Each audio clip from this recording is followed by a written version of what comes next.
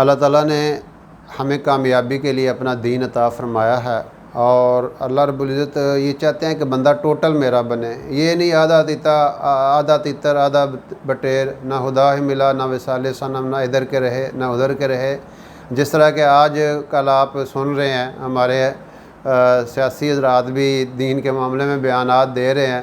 ایک خواجہ صاحب نے اسمبلی میں یہ فرمایا کہ کسی مذہب کو کسی مذہب پر فوقیت نہیں ہے۔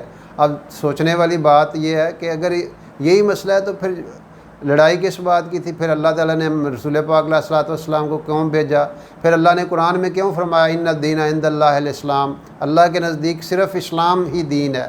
اور پھر فرمایا وَمَن يَبْتَغِ غَيْرَ الْإِسْلَامِ دِينًا فَلَن يُقْبَلَ مِنْهُ وَهُوَ فِي الْآخِرَةِ مِنَ الْخَاسِرِينَ، کہ جو اسلام کے علاوہ کامیابی کا کوئی رستہ تلاش کرے گا نا وہ ناکام ہو جائے گا۔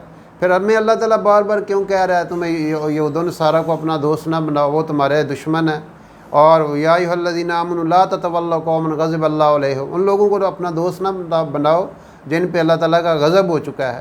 تو اس لیے یہ ایک اپنی اپروچ ہے اور اپنی سوچ ہے، اور یہ ہم پتہ نہیں کس کس کو خوش کرنے کے لیے یہ جو ہے نا اعمال کرتے ہیں، یہ بیان دیتے ہیں۔ اللہ تعالیٰ تو کہتے ہیں پورے کے پورے دین میں داخل ہو جو ادخلوا فی السلم کافہ ولا تتبعوا خطوات الشیطان انہ لکم عدو مبین۔